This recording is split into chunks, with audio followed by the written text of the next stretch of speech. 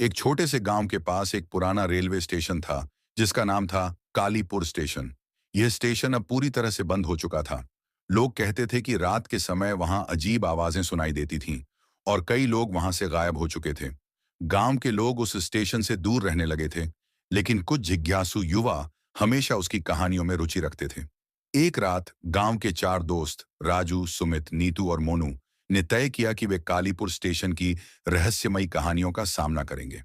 वे सब तैयार होकर स्टेशन की ओर बढ़े। चांद की रोशनी में स्टेशन का पुराना भवन और खंडहर जैसी जगह डरावनी लग रही थी। जैसे ही उन्होंने स्टेशन के प्लेटफॉर्म पर कदम रखा, एक ठंडी हवा उनके चेहरे पर आई और उन्हें झुरझुरी महसूस हुई। क्या तुम सबको यह जगह डरावनी नहीं लगती? नीतू ने कहा। डर तो लग रहा है, लेकिन हमें तो यहाँ आना ही था, सुमित ने उत्तर दिया। जैसे ही रात गहरी होने लगी, चारों दोस्त स्टेशन के एक कोने में बैठ गए। अचानक उन्हें एक अजीब आवाज सुनाई दी। यह आवाज एक महिला की थी, जो किसी को पुकार रही थी। मदद करो, कोई है क्या? ये क्या है? राजू ने भयभीत होकर कहा। शायद यह किसी की मदद की पुकार है, मोनू ने कहा। सभी ने एक दूसरे की ओर देखा और फिर धीरे धीरे आवाज की ओर बढ़ने लगे। जैसे जैसे वे करीब पहुंचते गए, आवाज और तेज होती गई। जब वे उस आवाज के स्रोत के पास पहुंचे, तो वहां एक पुरानी ट्रेन खड़ी थी, जो बहुत समय से चल नहीं रही थी। ट्रेन की खिड़कियां टूटी हुई थीं और उसकी पेंटिंग उखड़ चुकी थी। अचानक ट्रेन से एक महिला की आकृति बाहर आई। वह सफेद साड़ी पहने हुए थी और उसके चेहरे पर दर्द था। मुझे यहां से बाहर निकालो, उसने चिल्लाते हुए कहा। सभी दोस्त भयभीत होकर पीछे हट गए। नीतू ने कहा, यह सब कुछ सच नहीं हो सकता, हमें यहां से निकलना चाहिए। गांव लौटकर उन्होंने अपने दोस्तों को स्टेशन की कहानी सुनाई, लेकिन किसी ने भी उनकी बातों पर विश्वास नहीं किया। तुम सब बस डर गए हो, गांव के लोग हंसते हुए बोले।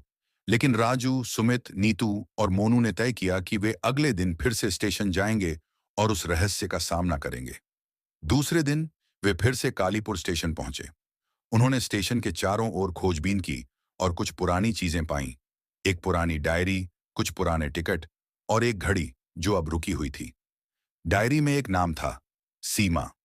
उन्होंने पढ़ना शुरू किया। मैं सीमा हूं। मैं अपने प्रेमी के साथ इस ट्रेन में यात्रा कर रही थी, लेकिन अचानक ट्रेन एक खाई में गिर गई। मेरे प्रेमी की मौत हो गई और मैं इस स्टेशन पर फंस गई। मैं यहां से बाहर नहीं जा सकी। जैसे ही रात फिर से गहराई, वे सब स्टेशन के पास बैठ गए। अचानक फिर से वही आवाज सुनाई दी, मदद करो। इस बार वे और अधिक डरे हुए थे। हमें यहां से भागना चाहिए, मोनू चिल्लाया। लेकिन राजू ने कहा, नहीं, हमें सीमा की मदद करनी चाहिए। सभी ने एक दूसरे को देख और फिर सीमा की आवाज की दिशा में बढ़े। जब वे उस जगह पहुंचे, तो उन्होंने देखा कि वह महिला फिर से वहीं खड़ी थी। मुझे मेरे प्रेमी का पता लगाना है, उसने कहा। राजू ने कहा, हम तुम्हारी मदद करेंगे, लेकिन हमें यह पता लगाना होगा कि तुम्हारा प्रेमी कहाँ है।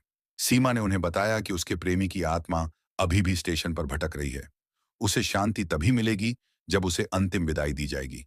सभी ने मिलकर स्टेशन के पास एक समाधि बनाने का निर्णय लिया। उन्होंने वहां एक छोटी सी जगह तैयार की और एक पुरानी तस्वीर जो राजू ने खोजी थी, वहां रख दी। जब उन्होंने पूजा शुरू की, तो अचानक चारों ओर ठंडी हवा चलने लगी। सीमा की आत्मा ने उन्हें धन्यवाद कहा और कहा, अब मुझे शांति मिलेगी। और अचानक सब कुछ शांत हो गया। उस रात के बाद कालीपुर स्टेशन पर कोई अजीब आवाजें नहीं आईं। सीमा और उसके प्रेमी की आत्मा को शांति मिल गई। चारों दोस्त उस अनुभव से बदल गए थे। वे समझ गए थे कि डर केवल एक भावना है और असली साहस उस डर का सामना करना है। गांव में कालीपुर स्टेशन अब एक पवित्र स्थान बन गया। लोग वहां अपनी श्रद्धांजलि अर्पित करने आने लगे। राजू, सुमित, नीतू और मोनू ने इस अनुभव को हमेशा के लिए अपने दिल में संजो लिया। उन्होंने जाना कि कभी-कभी भूतिया कहानियां सच होती हैं और असली साहस वहीं छिपा होता है जहां हम डरते हैं। इस तरह कालीपुर स्टेशन का रहस्य सुलझ गया और वहां की भूतिया कहानियां अब एक नई दिशा में चलने लगीं।